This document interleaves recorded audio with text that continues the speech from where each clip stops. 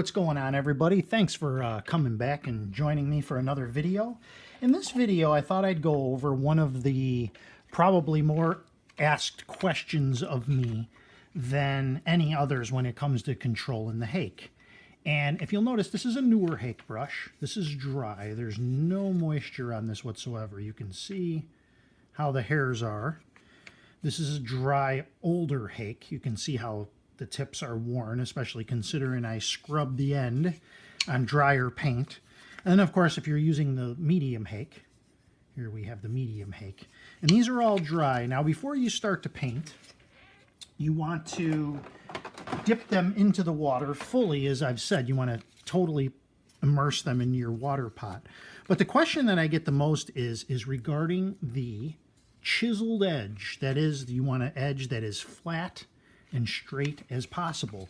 So I'm just going to dunk these all into the water pot, and then I will show you when you remove. Let's take the somewhat newer hake. Now you can see now that it's been wet.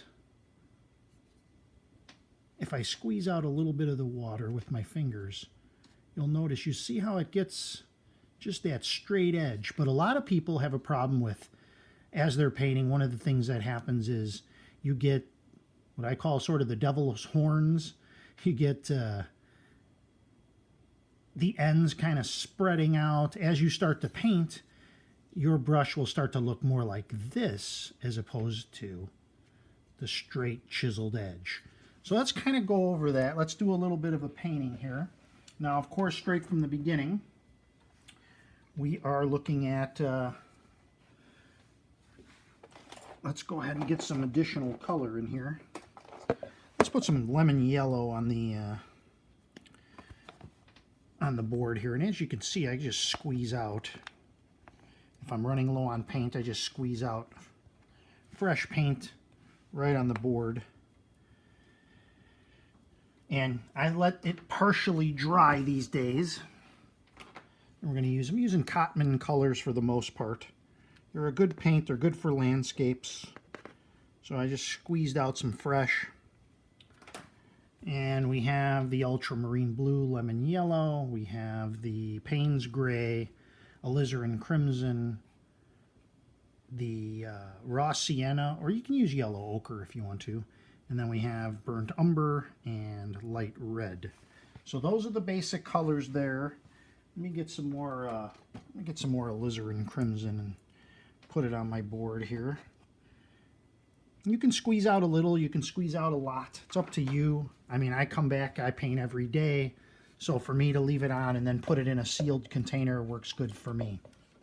So of course, when you're first doing your first wetting, we're not worried at all about chiseled edges, obviously, but we are going to be doing sort of a back and forth with just as if you were painting a house. So we're going back and forth, just applying the water, dipping in, getting more water as needed until we get a nice even coat of water across the entire paper. Okay? Now, when we do our skies, again, we're not worried about chiseled edges, but we do want to get the same effect. We're going to use some of the raw sienna and just give that a nice coating all the way down. If you put it on too heavy, this you can just put on the same way you're putting on the water. If you put it on too heavy, or you want to clear off some areas, you could just use more water. If it runs down, it's okay. You want to get some more areas of brightness, you can clear out areas here. Use, again, a nice wet juicy hake brush. If you want to have that, you want to add a little bit more and get some more areas where there's maybe light coming across. We'll have some water coming down. We'll need some edges to do the chiseled edge, a reason to do the chiseled edge. So there we have our overall raw sienna wash. Okay, then we're going to go into some blue. Get some blue, maybe with just a touch of alizarin.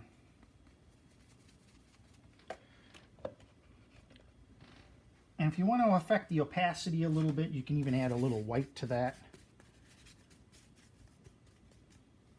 But here we're going to have our, again, we're not using a chiseled edge. We're using sort of the side of the brush. You can see how that's angled. So we're not using the tips here. We're using the side of the brush. And we're just creating some random cloud patterns.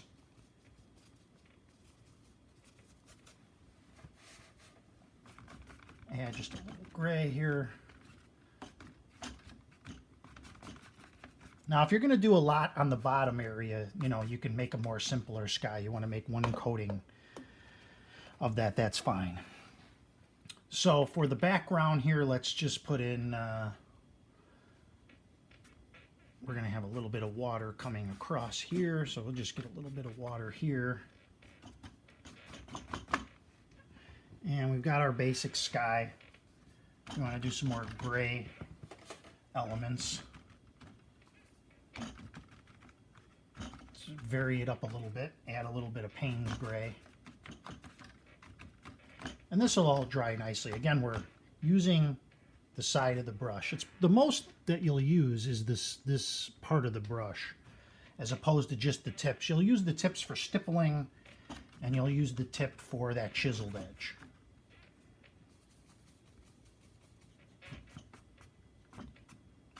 And some fast strokes if you want to get down and get some drama going.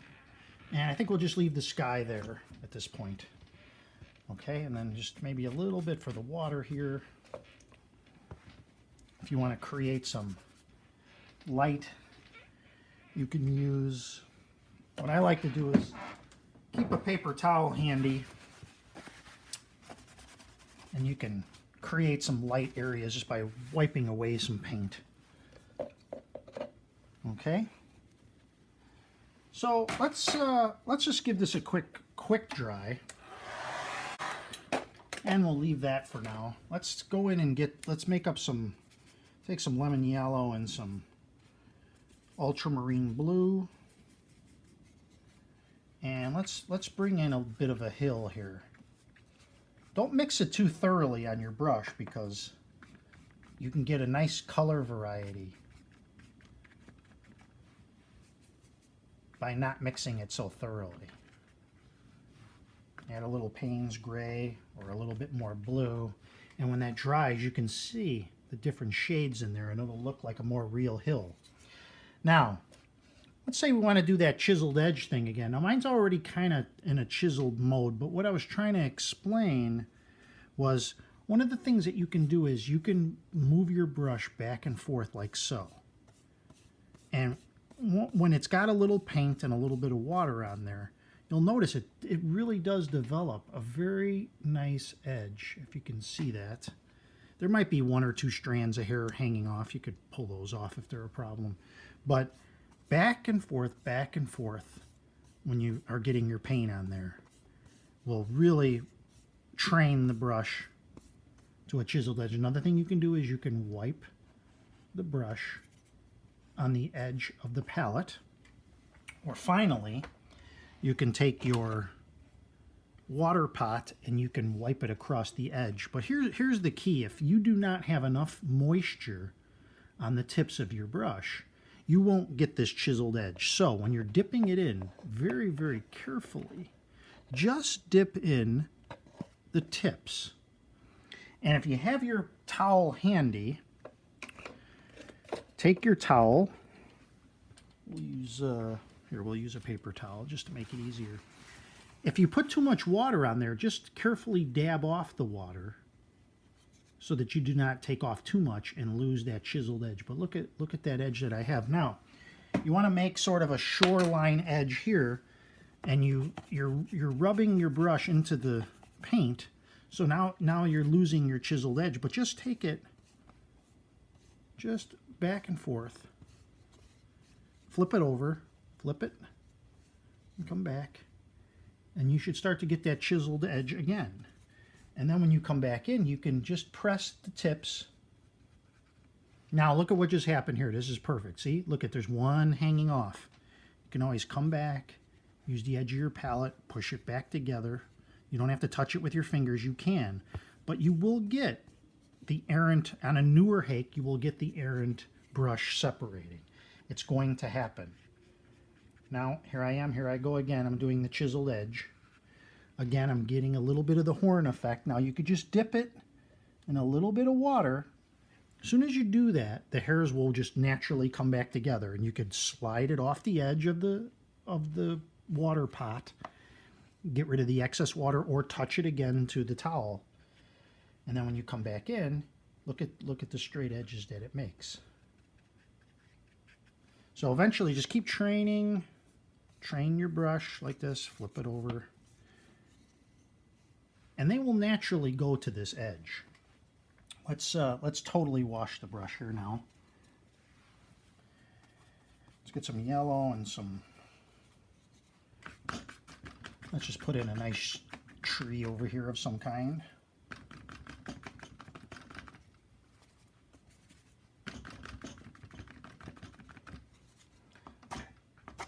End of the handle of the brush comes in handy if you can't find your card.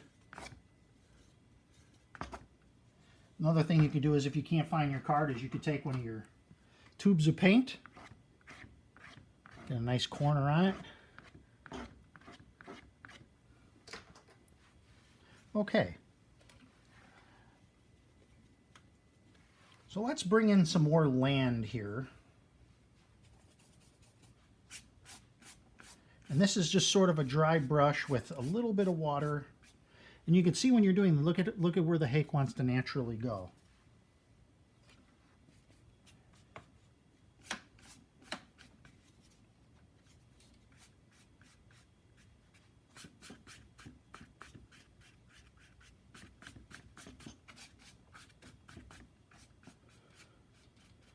And I'll have the water sort of coming in like that.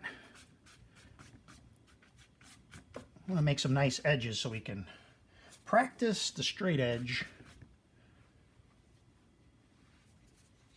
Again, you're going to come back to your brush. It's like this. Dip it in just a tiny bit of water. Rub it on the edge of the water pot. Go back into your paint. Do this motion back to the chiseled edge. And then you can create. If you want to use the edge of this, some people will like to use it for trees. Now, you can use the chiseled edge like this, or you can just drag the whole thing up and create a whole entire trunk of the tree. That's pretty much what I do. And if that's a problem, you can use the side of the brush, but you'll notice how working that in brings it back to that straight edge again. It's a matter of having the right amount of water on there. I typically don't do this with trees, but I'm doing this here. You see the chiseled edge now? So we can make branches with that chiseled edge. If that doesn't work for you, use the rigger. But this, you could just touch the sides and it creates interesting, unique branches. Same thing with this one.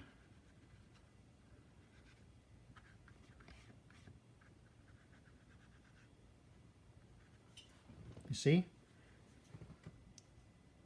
It's off the page. Now, of course, we're going to have to do a darker color. Mix a little blue, a little brown, maybe even a little Payne's gray. Again, get that motion going. And you'll get back to that chiseled edge again, and then you can go in. And this is mainly where you're going to use this, is on these little banks. Just touching to the edge. Again, get some more paint, back and forth.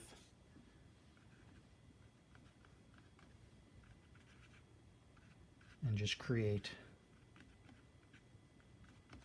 that shoreline effect. And you can see just doing that little darkness, it creates an element of realism there. Well, that's not what you want. Keep a little water bottle handy. You can always give her a little spray, keep her wet, and work on it a little bit more.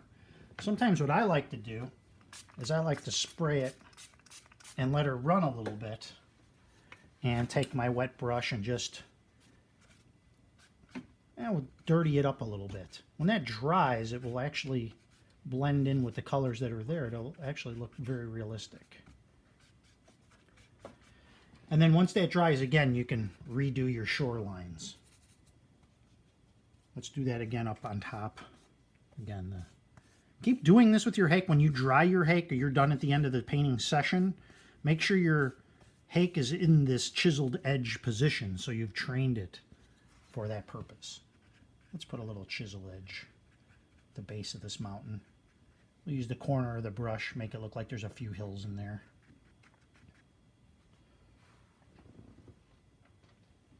So let this dry a little bit. We'll come back and we'll do some more chiseled edges of the land area.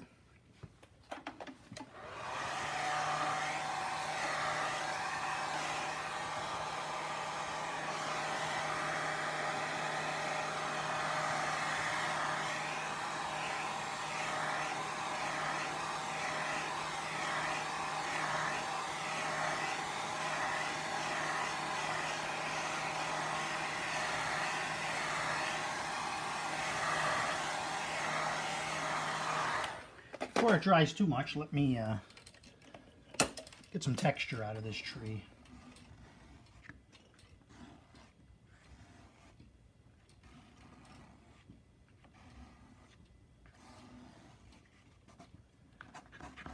Put in a few rocks.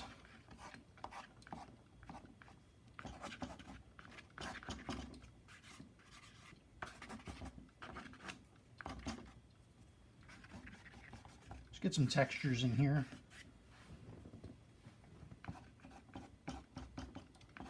Put some rocks along the base of this water here.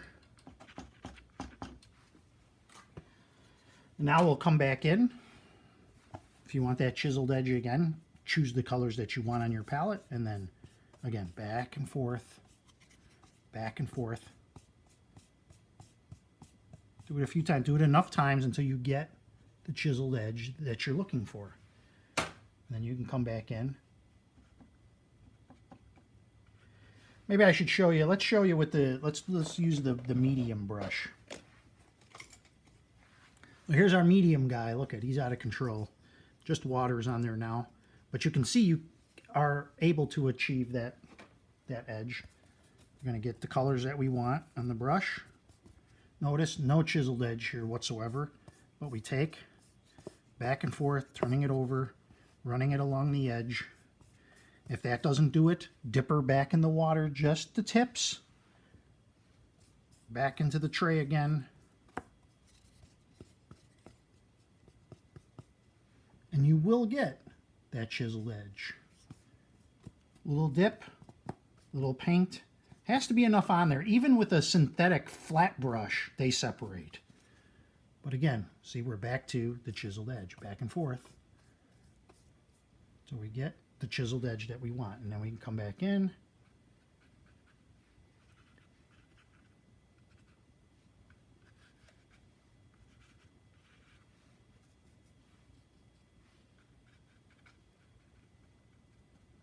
Create a little land on the river, a little mass here.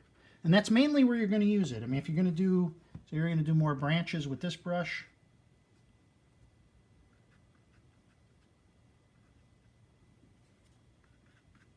You can use the edge for that. I don't really use the edge of the brush for that, but if you want to do it. Our old pal Dave Usher does this with some great success.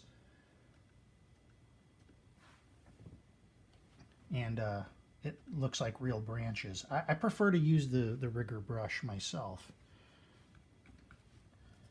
And we'll get some darker paint. It should still be in the chiseled position.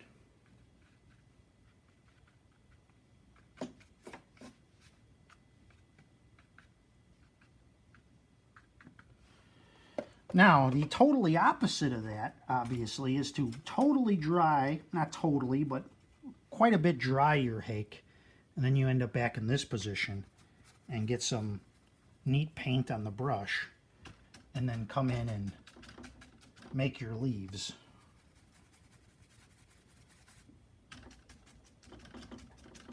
And if there's not enough on there, you're going to need to just do the tips again.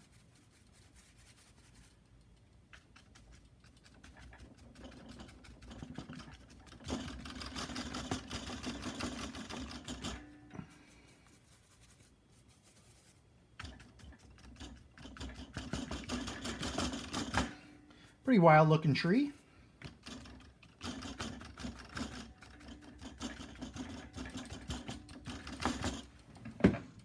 Pretty unusual, pretty unique.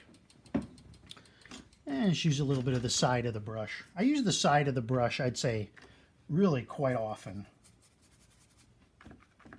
Let's put some grass down in through here.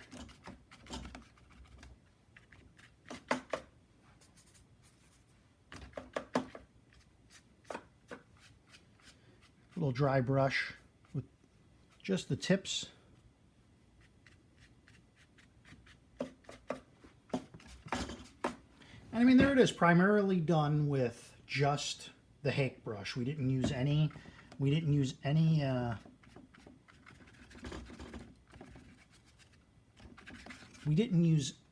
rigger brush this time.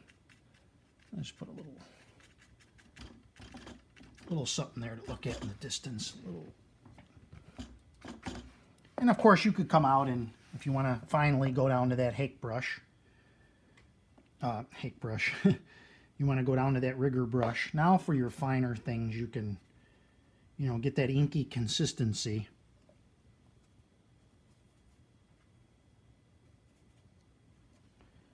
You got to play with it a little bit. You have plenty of water, and then twirl the brush just like the Hake. You're twirling to get a point on your rigger brush. So every brush that you have, you're going to want to do, little tricks to get it to tame the way that you want it to. Put some more rocks on this river bank.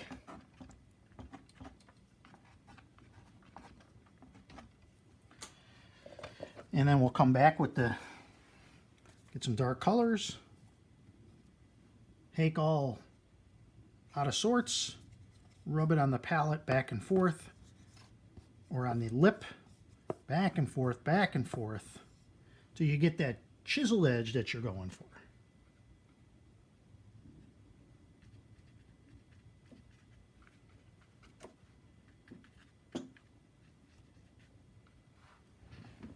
So nothing fancy on this one.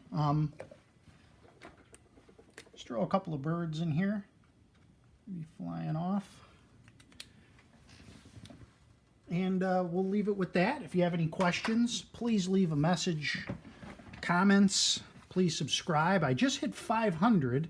That was pretty exciting. I thank you all for subscribing to my channel and hope that these videos help you and make your painting with the Hake brush more enjoyable. Thanks, everybody, and have a great day.